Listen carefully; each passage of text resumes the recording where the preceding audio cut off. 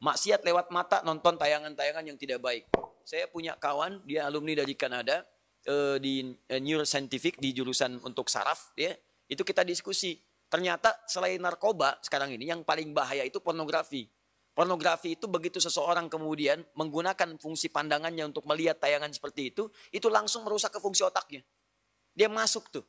Menginfeksi, kadang-kadang candunya lebih besar daripada narkoba. Makanya orang kalau nggak pernah lihat, tiba-tiba melihat itu bayangannya tuh lama. Di bagian otaknya tuh. Kadang-kadang penasaran. Padahal udah dipalingin kan, tadi apa sih, apa benar, salah gitu kan. Nah itu bisa demikian tuh. Itu yang paling dahsyat. Nah kalau kemudian Anda ingin menghilangkan itu, dan perilakunya diburuk nantinya. Ke pola hidup, ke tubuh, ke macam-macam. Anda paham sendirilah gitu.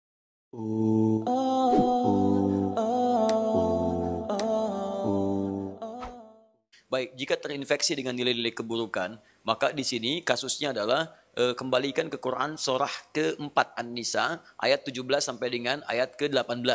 Itu yang dikenal dengan taubat namanya. Ya, innamat taubatu 'alallahi lilladzina ya'maluna su'a bijahalatin tsumma yatubuna min qarib.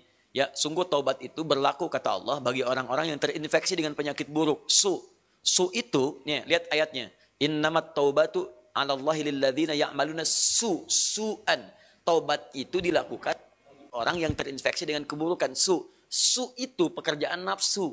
Nafsu, dari mana taunya? Quran surah 12 ayat 53. Inna nafsa la'ammaratun bisu. Su sumbernya nafsu. Kalau ada orang kemudian digerakkan nafsu berbuat buruk kemudian sampai terinfeksi dirinya, maka caranya dengan taubat. Apa itu taubat? Taubat itu artinya kembali kepada nilai-nilai kebaikan dengan cara meninggalkan perilaku buruk yang dikerjakan. Misal, fujur tadi bisa terespon dengan perilaku maksiat. Maksiat lewat mata, nonton tayangan-tayangan yang tidak baik.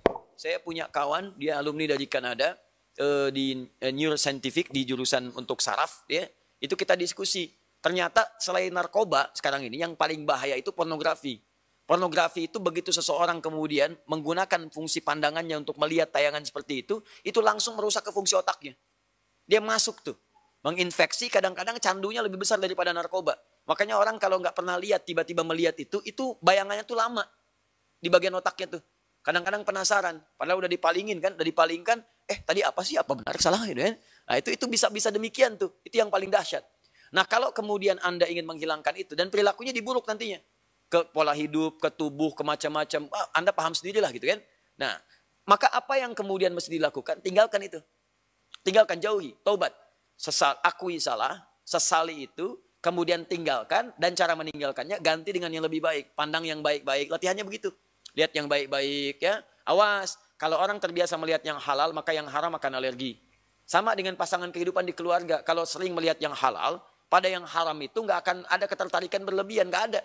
Ya, tapi kalau sering melihat yang haram, istri orang itu kan bukan mahram antum. Kalau ngelihat istri orang keseringan, ngelihat istri sendiri jadi nggak enak. Ibu juga sama gitu. Kalau ngelihat suami orang itu keseringan, lihat suami sendiri itu udah hambar. Makanya kalau orang-orang ngelihat yang halal itu yang bagus-bagus, maka yang haram itu akan sulit kita. Sama bicara juga begitu. Kotor kata-kata, tinggalkan yang kotor balik kepada yang baik. Begitu baik kebiasaan, maka kotor akan dihilangkan. Nah, demikian adanya, maka hilangkan sumber itu.